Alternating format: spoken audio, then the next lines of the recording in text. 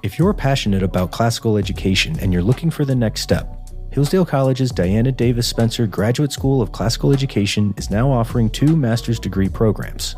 These programs provide students with a broad philosophical, historical, literary, and pedagogical perspective on classical education.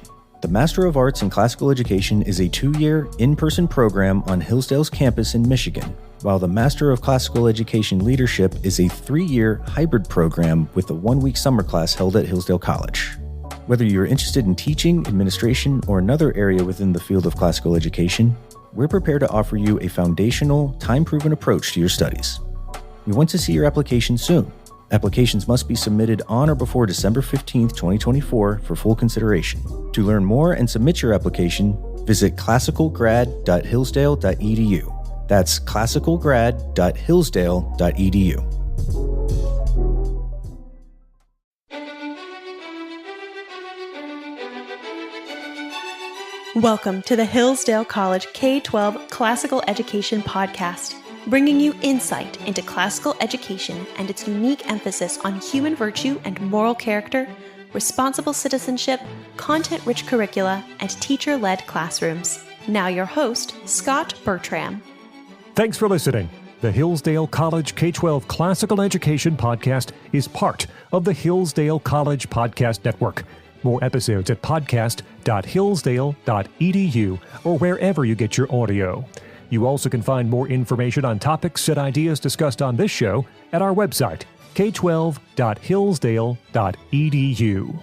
We're joined by Tom Cox. He's a Latin and Greek teacher at the Heights in Potomac, Maryland. Before that, spent more than a decade teaching history.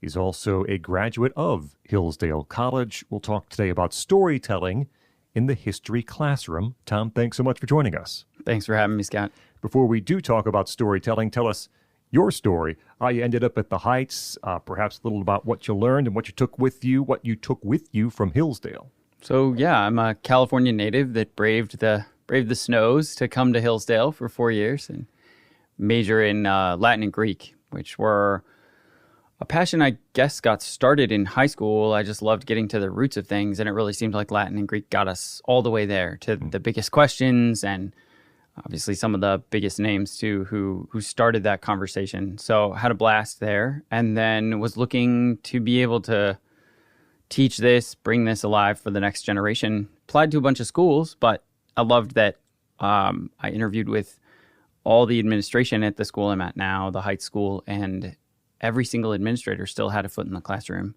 which just reminded me so much of Hillsdale, where Larry Arndt teaches, and you've got, all the big names are never inaccessible. They were never not there seeing themselves as teachers first and foremost.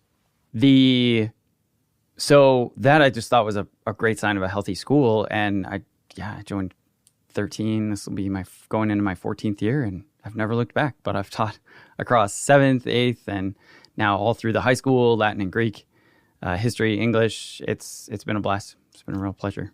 So let's talk a bit about stories. When did you perhaps realize the power of storytelling? And then when did it occur? When did it make sense that, yes, this is how we learn through storytelling? Yeah, I think it was probably 2 factors. One is the middle schoolers I teach are attracted to the odd, the strange, the weird. And I was pretty good at bringing those in. But sometimes it would feel too much like a scattershot, a shotgun approach. I'd hit some of the target, but then they still would have questions about when that had happened because I'd started that story just contextlessly, or why that mattered to what we were talking about. It felt like a rabbit trail. Was Mr. Cox going off on a tangent again, or was this going to be on the test?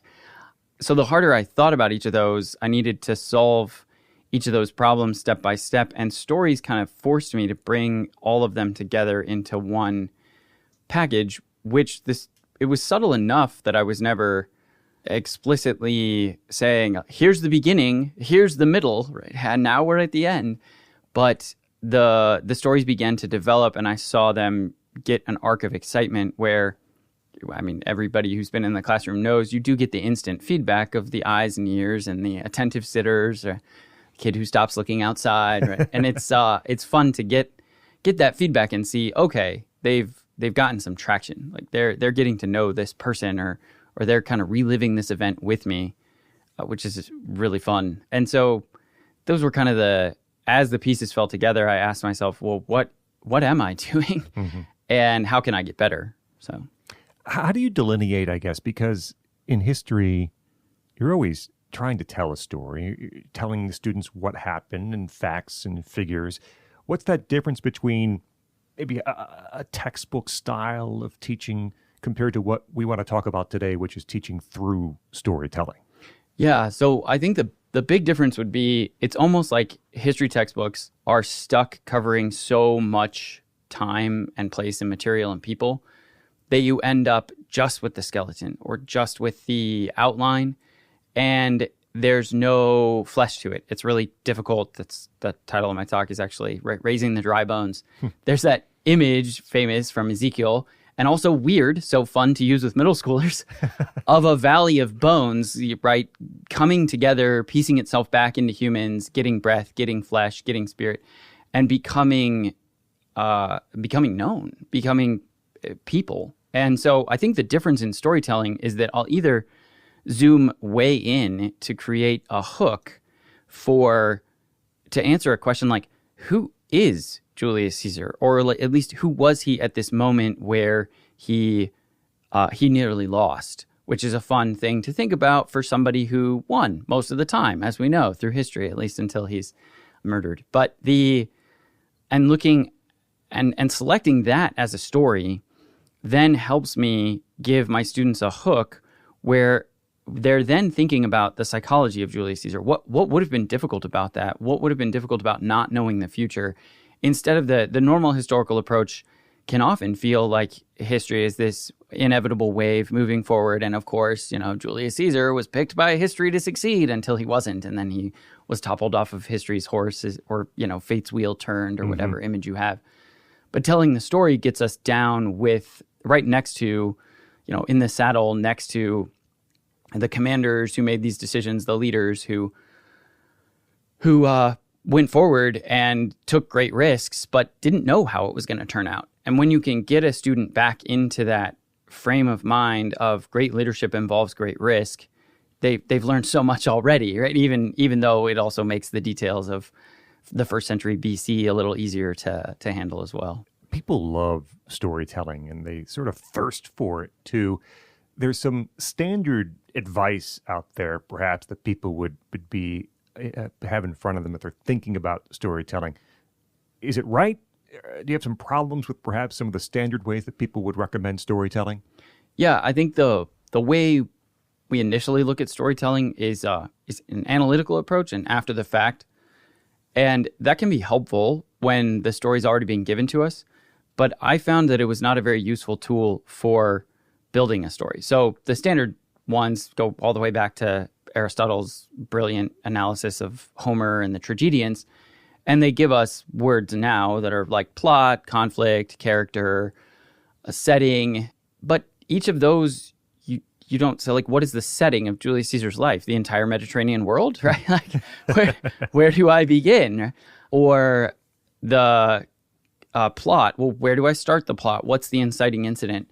And those decisions aren't made for you by that framework. That framework just kind of sits there inert and you're stuck inventing this whole thing to put in it.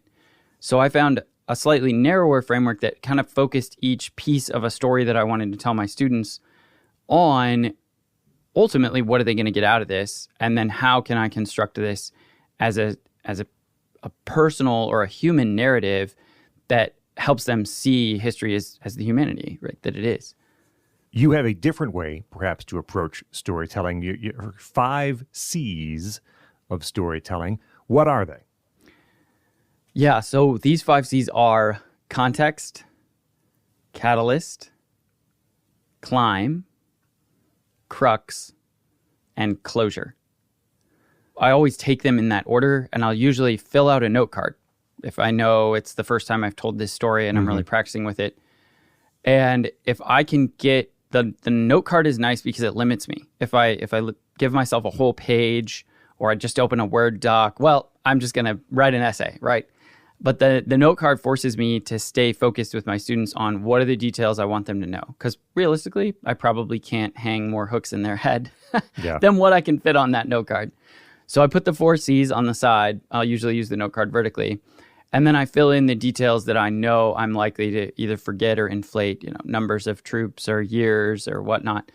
And I start with context. So I need to connect it to something they already know. That's the most important thing. And with middle schoolers for a long time, I realized my comparisons. I was a young teacher, but I still had far more life experience than they did. Because you just end up with an analogy and you realize you're just used to talking to adults already. You're like, it's like driving a car, except, sorry, no, it's not. Never mind. So trying to remember and get into the heads of my middle schoolers and think, okay, what do they know? Okay, it was like trying to convince someone to go eat the kind of food you want to go eat, right? That's a form of leadership that we all need, and negotiation and give and take. And it's certainly much lower stakes than whatever I'm about to introduce. But going from context makes sure that I've started it where I'm not losing anybody. I'm on the first step of the bridge over the river. And then the catalyst is kind of where I look for my students to get excited, like to lean forward on the edge of their seat, because that's the starting incident for when I have the end in mind. So I should probably just give an example, but the Wright brothers, they master flight in 1904, but by 1908, people still don't know about it. You're like 4 years, right? This technology we see technologies released and, infiltrate the market in a matter of weeks. Like, how did people still not believe or not know what the Wright brothers had discovered? And so Wilbur Wright flies across the ocean because Orville Wright is going to give a demonstration to the U.S. government. Wilbur's going to give a demonstration to the French government. And these are all the stakes are on these 2 demonstrations, right? Can they show the world with the press present that they can fly? And that's enough of a catalyst for the boys to be like, oh, well, yeah, do they succeed? Like, is this the time that they succeed, or is this one of their failures? So I'll often see my students get interested there, and then it's the climb. So I look for the difficulties that person overcomes, and those are where I think the greatest lessons in history really lie, is because you're showing your students this didn't come easily. The Wright brothers, the book by David McCullough is kind of what gave me most of these stories, but calling them indefatigable doesn't seem strong enough a term. They just stopped at absolutely nothing and really thought that this was possible. And so to get the plane shipped over and to have it get ruined by customs officers and to have to rebuild it the day that you're supposed to fly it. And then, these delays and trying to work with, you're at an auto factory, and so you should have all the parts you need, but you don't speak the language. And so there's all of these barriers that they have to get through and get over. And I love the day, gets to the crux is the day that he's supposed to fly. And everyone's piling into this racehorse stadium about 100 miles outside of Paris. And they just sit there all day. They arrive in the morning, noon comes, and they announce no pictures, but there's still no information. And he only rolls the plane out of the building at 3 p.m. And it's still another 3 hours before he takes off. Good thing we're in the Northern Hemisphere and the days are long in the summer. But so that's the crux. We get to that moment of can he fly? And sure enough, it's 6 p.m. On the 8th day of the 8th month of the 8th year, right? August 8th, 1908. And you sneak in these mnemonics, right, to the story. We're bringing them in and we're bringing them to that stadium. And he manages not just to take off, not just to fly, but to turn the plane 2 times and to fly far longer by minutes, several minutes, than anybody had flown in France up to that time, to wild applause. There's a journalist later who said he would have waited 10 times longer to see that. And so it's that payoff where he lands the plane and he goes from being the French were worried that he was a poser and he was not real.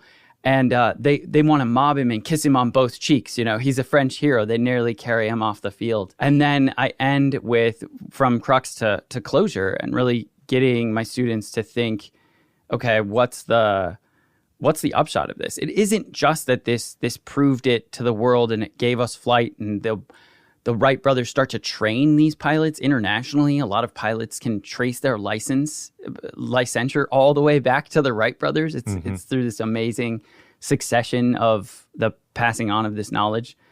But it's that persistence and the tenacity and the patience. But the thing that strikes me most about Orville is just his unflappable ability to, with the pressure of performance from tens of thousands of people, do it right, because he needs to do it right by his own internal standard. And he will not try to fly a plane that could fall apart or that could not fly on him. It's just, it's a fun story. And by the time you finish it, you can often get that great silence in the classroom where they're all just thinking, wow, could I do that? Like, what?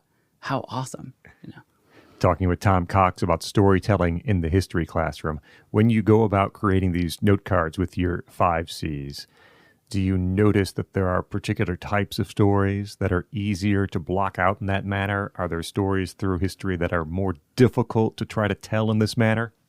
Yeah, that's actually a good point. So I do find myself usually picking the smaller elements of someone's life. So a day, maybe a week, perhaps a month, but I can't take Caesar's civil wars. I'm going to zoom in on one day of one important battle, and you find those flexion points. But I find that helps my students, because then when I zoom back out, and of course I still teach the timeline and most of the events, the Gallic Wars were before and the Civil Wars were after, and then he celebrates a triumph for all 3, and they'll see those things. But even, maybe it's going to be cool to zoom in on the triumph. That can be really helpful, especially if you're teaching the play Julius Caesar alongside of the historical context, because his triumph is what opens the play, right? Everyone's out on holiday, and the shoemaker is a mender of souls. And so it's really memorable. But it's about choosing which stories to tell, because, well, I think for 3 reasons. One is we don't know every story, right? And some stories can't be rebuilt. But 2 is it's also playing to the teacher's strengths, right? What are the stories that really moved me? Well, it's highly likely that the humans in front of you will be moved like the human you are was moved by that story. And then the third thing is you don't have to. It's about thinking, what am I already doing that I can then kick up a notch, that I can then take to the next level, and that's going to be selecting those things you really want your students to remember and turning those into stories this year. How do you then encourage your students to think about stories in this manner and perhaps begin telling their own stories? Yeah, so this is a big part of making sure that if we want students to improve as, we say readers, writers, thinkers, speakers, we have to make them speak in order to become a better speaker.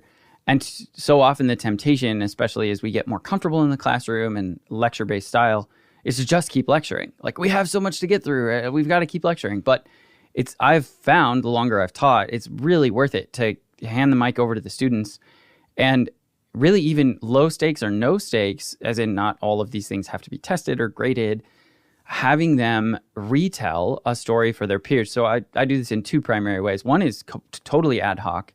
And it's a great way to bring primary sources into the classroom. So I'll read a section of Plutarch, who's a great storyteller, and I love him. But then rather than me summarizing it or trying to force a conversation to get going, I'll ask a student, usually I pull a note card, to come to the front of the class and to speak for as long as he thinks necessary to retell in his own words what that story was. And you get a lot of really great practice out of this. But you also get the ability to see what was salient to this student, what really stuck with him or her. Why do I think she brought that up? And then I open to the classroom before I come in as the teacher and swoop in with all the extra knowledge. I open the classroom for questions, additions, and clarifications. So they're not looking to tear down the story or say you forgot this, because we all leave things on the cutting room floor, which is a nice thing that my students realize about stories pretty quickly. But that is where now we're primed for conversation. We know we've heard it from Plutarch. We know this student has internalized it. Now the conversation can be really fruitful. The second way I'll do it is through prepared oral presentations. And that's a great way to have my middle schoolers in particular practicing with small primary sources. So you give them 1 or sometimes 2, 500 to 1,000 words, and you say, hey, you're going to come up with a 3 to 5 minute presentation on this. And I want you to do, I don't give quite the same framework to my students because that's a little, catalyst and crux are kind of obscure words for a middle schooler. But I'll say you have to cover the context, the content, and the significance. So you do have to at least hit those 3, and then the content can be further unpacked as the who, what, where, when, why. So, and then they'll, if we have time, some years I have more students and I don't have time for this, but in years where I have a smaller number, I'll open after their presentation for Q&A. So, and the easiest thing to do, like, again, making it low stakes or no stakes, if they fail to reach the minimum 3-minute mark, I just reschedule it and then they do it again. And they still have to, it's the power of getting up in front of your peers and having to speak. I will not interrupt you. I will just start the timer and let you speak. Is so hard for a middle schooler, but so rewarding when they succeed at it because there's so much confidence where they think, I thought a month ago that I could never do this when he explained this to us originally. But now seeing not just my peers do it, but I did it. I got up in front of the whole class and I explained something that I was more of an expert on than they were. And then we, got involved in the conversation. It's an awesome aspect of teaching for sure. How do you then evaluate what they do? How do you know when they've been effective in their storytelling? What are you listening for? Yeah, that's a good question. So I do kind of listen along the same framework, and I'll put my notes into something like, you seem to have jumped in to the battle without telling us what the stakes were, right? So you may have forgotten that the catalyst for the battle happening now was that Julius Caesar was unprepared and Pompey needed to break out of the camp. And so that's what, if you didn't give us that reason, we're a little lost as to why these two armies are just marching at each other. And so when I use that framework in my feedback, they can often see, okay, what does that come to? And honestly, like I had a history teacher here who gave me the mantra, context, content, and significance for all of my short answer responses. So it's just, I'm just passing that on to the next generation. But if I can come back to that framework and have them, okay, did you give us enough context? Like, were we aware of who was involved, or maybe too much context? Some of the students can be like, well, there's 18 people involved. And you're like, okay, you're going to have to kill off some characters, right? We can't handle 18. But, and then finally, having them write those with a limitation of number of sentences, the context, content, significance, when you can really squeeze it into 2 or 3 sentences, I know that you've seen on the, you've heard it in class and now you're showing me on the test that you really understand the significance of, Napoleon in Egypt or something, that's the only prompt they get, and they've got to tell me the rest of the story. So, talking with Tom Cox from the Heights in Potomac, Maryland, about storytelling in the history classroom. A couple minutes here, a couple more questions. One, where do you go to hear great storytelling? And perhaps where too can students find good stories with which they might want to emulate? Yeah, I think we're in a glut of awesome resources nowadays, both audio and textual. I mean, I think I was 2 classes shy of a history major here. So, honorary history minor or something, I'll call it. I didn't take enough American history classes, ironically, at Hillsdale College. So in all your history classes, you're introduced to the primary sources themselves. Those are awesome to excerpt because you have someone so much closer to the story. So Polybius was a personal friend of the Scipio family. So if you want somebody's perspective on the Second Punic War, of which the Scipios are front and center, Polybius is the guy to go to, right? So it's the ancient historians is kind of where I'll start for ancient history, or the primary sources. And then I'll go to just the historians who we know are great storytellers, whether it's the biographers who are just amazing, though I can't always get through 5 volumes on Calvin Coolidge, but the biographers who are just so thorough nowadays with whether it's Alexander Hamilton or Harry Truman, right? I'm thinking of David McCullough or Victor Davis Hanson, where they can just tell the story in a way that brings it to life, and you find yourself not breathing or some other form of excitement on the edge of your seat. And then the last place is just podcasts. Like I like the historian Tom Holland, and found out recently that he does the Rest is History podcast with another historian, and they're obviously just having a blast, but they're also telling great stories about their one on the Titanic was very good. Then one on Lord Byron. So you find the best storytellers, you can, and the ones that entertain you most. And you'll find that you're probably that's your style anyway. That's your style of storytelling, is that storyteller you like to listen to. So, and then you have a textbook to be released via Encounter Books shortly in Greek and Roman history. What is that all about? That's right. So it was built out of this storytelling phenomenon where I realized that none of the textbooks that I looked for at the middle school or high school level were combining that best of both worlds of sometimes we can let the primary source tell this really awesome story, and other times we're going to have to weave it together. It seemed like there was either a primary source book that collected dust or wasn't handed out to all the students that, they released with this textbook. And then there was the spine textbook, for lack of a better word, that, that would be mostly what we would ride through the semester to get to our destination. And I just thought there's absolutely no reason not to put those together.